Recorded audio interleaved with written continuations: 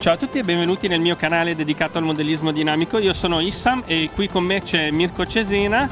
Mirko Cesena è un pilota di elicotteri 3D, per chi non lo conosce, è un vincitore di tanti campionati nel mondo e è un pilota da quando aveva 9 anni. Ciao Mirko, oggi presentiamo questo nuovo prodotto della Mikado, il Logo 700, e parliamo un pochino cosa c'è di nuovo in questo prototipo, perché ancora è un prototipo e questo non è ancora uscito, dovrebbe uscire a breve. Ecco Mirko, so che questo qui è stato appena presentato in Germania, quindi nuovo, questa è la prima volta che voli con questo elicottero che hai presentato qua. Cosa c'è di nuovo rispetto al vecchio 700? Perché so che ci sono tanti aggiornamenti, dei cambiamenti praticamente che di solito non ci sono ogni anno. Cosa c'è di nuovo qua? Esatto, come hai detto tu, questo è un aggiornamento che non è un aggiornamento molto semplice, siccome hanno cambiato molte cose rispetto al vecchio elicottero che infatti troviamo qui a fianco. Come vediamo, la prima cosa che possiamo notare per esempio è la testa, una delle parti più importanti dell'elicottero, che deve essere robusta, allo stesso tempo quando cadi si devono rompere pochi pezzi. E in quello precedente avevamo una testa molto più pesante e molto più massiccia, come possiamo vedere, con parti più sagomate, più alta, più grossa. Mentre nel nuovo abbiamo sviluppato questa testa che è più piccola, quindi pesa molto meno, che per l'elicottero il peso è molto importante e influenza molto il volo. L'abbiamo resa più piccola con le stesse geometrie, quindi distanza dalle pale è la stessa, l'albero che monti è lo stesso. Quindi eventualmente si potrebbe anche, se uno ha un elicottero come quello, comprare solamente questa testa che è meno pesante e quindi l'elicottero diventa ovviamente più leggero, più scattante, giusto? Esattamente così, esatto. Ecco, apriamo adesso l'elicottero, vediamo un po' in particolare cosa c'è anche oltre alla testa nuova. Ho visto questa parte qua che è un po' differente. Esatto. Questa parte sotto adesso è stata fatta in carbonio semplicemente perché non ne avevamo ancora finito e non erano ancora arrivati più che altro la produzione dei pezzi di plastica. Quindi sarà più o meno come questa, però esatto. Sarà suddivisa in due parti. Perché questo? Allora, utilizziamo questo sistema di suddivisione in due parti siccome questo elicottero è stato disegnato per chi fa competizioni principalmente. Quindi ci vuole innanzitutto robustezza, quindi quando cadi non si deve rompere in troppi pezzi, se no per rimetterlo a posto poi diventa molto complicato e ci vuole troppo tempo, che si potrebbe usare per gli allenamenti. Quindi è stato diviso in due parti in modo che la parte sopra quando cadi è indistruttibile, quindi non la cambierai mai. Protetta dalla canopy e oltretutto è un guscio molto chiuso fatto a uovo e quindi come sappiamo bene l'uovo è la parte più robusta, è la forma più robusta che possiamo creare. Quindi qua dove andremo a montare tutta l'elettronica la prima volta che lo compriamo e non la smonteremo mai più. Se invece si cade, se si dovessero proprio rompere qualcosa, si rompe la parte sotto, quindi bastano poche viti e pochi soldi per smontare, cambiare e sostituire. Ecco, anche perché la plastica costa molto meno del carbonio, assolutamente. Esatto. E di altro cos'è che c'è anche di nuovo? Ho visto anche la pala, questa forma di pala particolare che non avevo mai visto prima. È un nuovo design che abbiamo appena finito di progettare insieme a una ditta americana. Si chiamano VTX, Vortex Blades. I millimetri finiscono tutti con il 7, quindi questi sono 717 mm e hanno questa forma particolare, ovvero una corda che parte normale e va a allargarsi fino alla fine, in questo modo, per dare più portanza all'elicottero e più agilità a pari passo. Quindi se hai lo stesso passo con una pala normale o con questa, in pratica avrai più agilità. Sembra come forma uno sci praticamente. Esatto, sì, è una forma molto particolare che attira anche l'occhio. Anche qua vedo che questa forma qui particolare che è stata infatti progettata da una persona che lavora nell'ambito aerei di linea, profili alari e tutto, quindi è riuscito a creare un profilo che sfrutta molto l'aerodinamicità. Infatti il profilo è variabile, ovvero che non è una pala che rimane spessa uguale, ma alla fine andando verso l'estremità si allarga e all'interno è più stretta, fino a diventare praticamente sottilezza zero alla fine. E è stata fatta in modo da creare il minor rumore possibile, perché il rumore, come sappiamo, è perdita di energia. Quindi adesso non fa praticamente rumore. Però fa figo il rumore. Sì, infatti però fa figo soltanto nei momenti in cui deve muoversi l'elicottero. Certo. Infatti hanno fatto in modo che quando si muove comunque il flappeggio esiste e il rumore lo fa lo stesso. Sì, ma tu hai notato qualche differenza di performance con Assolutamente, questa? Sì? Assolutamente, molto più agile, soprattutto mixata con il nuovo elicottero che è più leggero e le pale che sono agili diventa un elicottero veramente mostruoso. Infatti mi sono rimasto impressionato. Passiamo direi alla parte posteriore dell'elicottero adesso. Nella parte posteriore, rispetto a quello precedente, notiamo subito la prima, la clamp, questa qua perché tiene i tiranti di coda, che l'hanno trasformata in plastica, e tutto ciò per renderlo di nuovo sempre più leggero. Perché come sappiamo, rispetto all'albero principale, che sarebbe il centro del rotore, fino ad arrivare alla coda abbiamo una leva che è molto lunga e quindi abbiamo degli sforzi in gioco elevati. Minore è il peso e minore è lo sforzo che ha la meccanica, e quindi migliore diventa il volo dell'elicottero in sé. Infatti qui in coda abbiamo implementato questo guscio di coda in plastica, completamente in plastica. Il motivo è sempre per il peso, quindi rendere la pinna di coda, il rotore di coda, tutta la coda più leggera rispetto a quello precedente, che era in alluminio, con oltretutto una pinna di coda in carbonio doppia, con anche viti, rondelle, che rendeva tutto il più pesante. Semplicemente qua hanno adottato una pinna normalissima, semplicemente un pochino più spessa.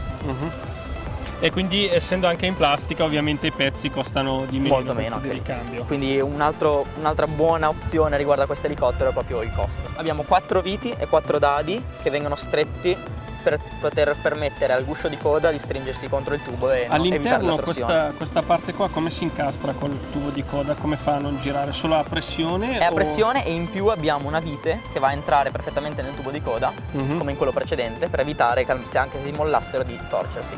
Sì. Comunque semplicemente con l'avvitare di queste 4 viti non dovrebbe.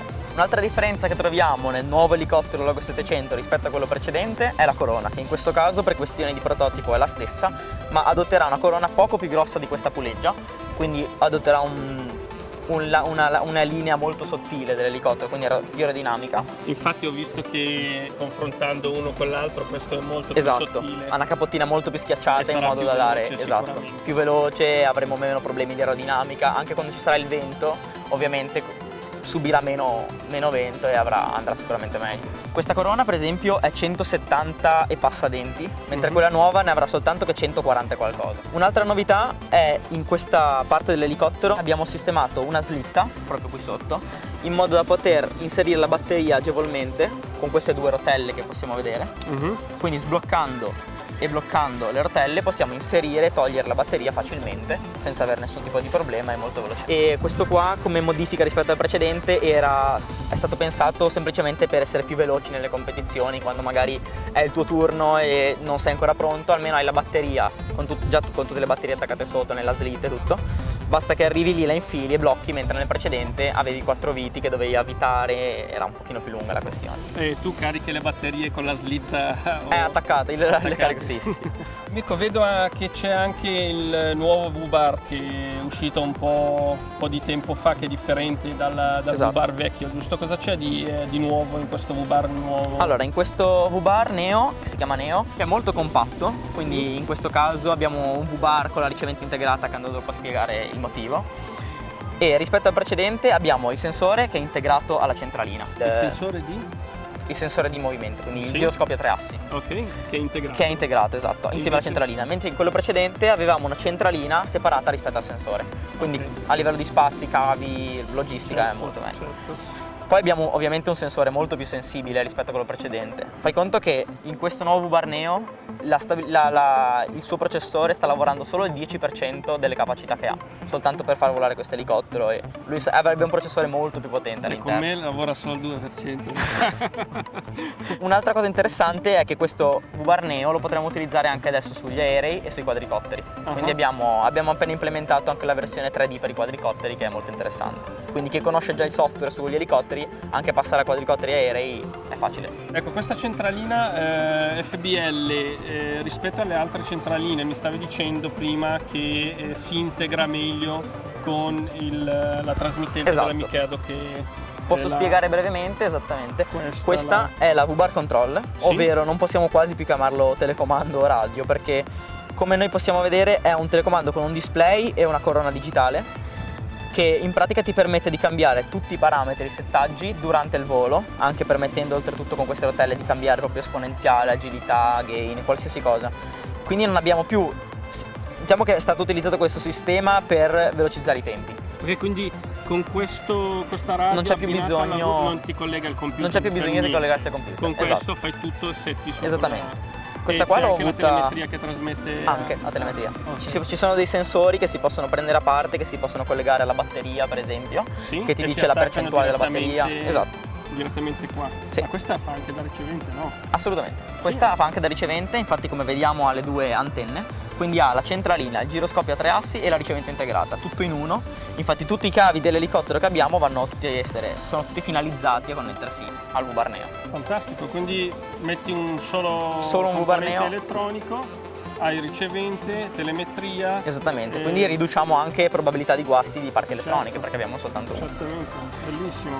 E quindi adesso oltretutto non esiste neanche più il fatto di, quando uno nota che la coda ha troppo gain, quindi scodinzola, andare lì, staccare la capottina, portarla indietro, accendere il computer, poi magari il computer è scarico, certo. abbassare, poi magari provi e scodinzola ancora e devi rifare tutto da capo. Con questa basta che l'accendi, vai su Expo, abbassi, chiudi, provi e vai. E vuoi comprare questo elicottero? Sì. Lo vendono anche in versioni combo con tutta l'elettronica o compri? Questo qua nuovo prototipo non so ancora quando uscirà che combo avrà, ma quelli precedenti avevano il motore e il V-Barneo incluso di solito. e basta.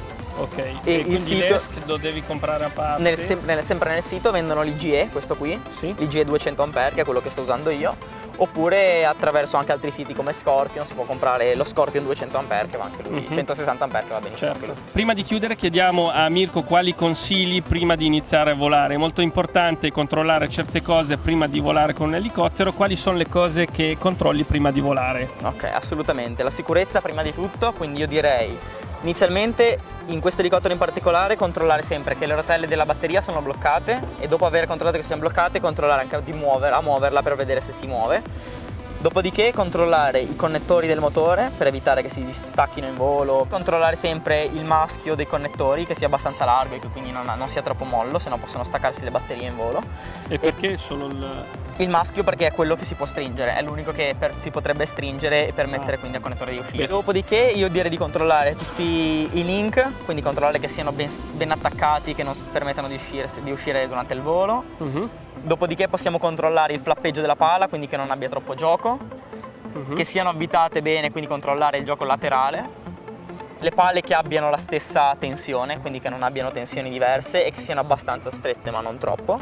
Perché dovrebbero avere la stessa tensione? Perché si possono avere degli anticipi o dei ritardi della pala quando il regolatore praticamente toglie un po' di potenza o tu ridai potenza o quando corregge hai un leggero ritardo rispetto a rotore pala, perché questo è fisso mentre la pala si può muovere.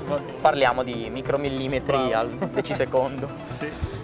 E dopodiché controlliamo anche ovviamente tutti gli altri link, quindi di coda, quelli dietro, quelli finali proprio del rotore di coda. Anche questo. Esatto. Questa vita è molto importante. Un'altra cosa molto importante a controllare è il gioco in coda, che non deve essere troppo, perché sennò significa che si sta per sgranare l'ingranaggio. E quando si monta io direi anche di tener conto bene dei giochi, che è una cosa molto importante, ovvero del gioco tra gli ingranaggi, che non deve mai essere troppo. Perché in questo caso se metti troppo gioco nell'ingranaggio poi chiudi il telaio, non è più accessibile, non te ne accorgi, pian piano si allarga, soprattutto perché quando è nuovo sono ben attaccati, poi mentre lo usi si inizia a distaccare. Ecco, ma non troppo stretto anche. Non troppo stretto perché sennò sforza per niente e si consuma. Come fai questa cosa? Io praticamente occhio. Quando prendo gli ingranaggi innanzitutto li spingo bene dentro il cuscinetto, quindi bisogna controllare che siano bene spinti dentro il cuscinetto, sennò magari sembrano attaccati, appena voli si schiacciano contro i cuscinetti, si allargano e prendono gioco. Schiacciarli bene contro il cuscinetto e tenerci veramente un minimo gioco, farci 10 voli e controllare se il gioco è lo stesso. Se il gioco è lo stesso lo lasci così, se è aumentato conviene aggiungere una rondella per diminuire. Mirko, ti ringrazio tantissimo per questa recensione di questo prototipo nuovo della Mikado. Se avete delle domande particolari che volete fare a Mirko, lascerò anche sotto il video nella descrizione il link per la sua pagina Facebook. Se volete fargli delle domande, fateli delle domande sugli elicotteri, che è veramente disponibile. Io l'ho conosciuto quando non aveva ancora il canale, è davvero disponibile. Questo è un bravo pilota, bravissimo pilota, però quello che mi ha colpito in Mirko le prime volte che l'ho visto, la sua disponibilità ad aiutare la gente con gli elicotteri, che sono una materia molto, molto difficile in realtà nel modellismo. E se vi piace questo video non dimenticate di cliccare sul tasto mi piace, e se non siete ancora iscritti potete cliccare qua sul tasto iscriviti, o forse di qua, non mi ricordo. Grazie a tutti, ciao, alla prossima.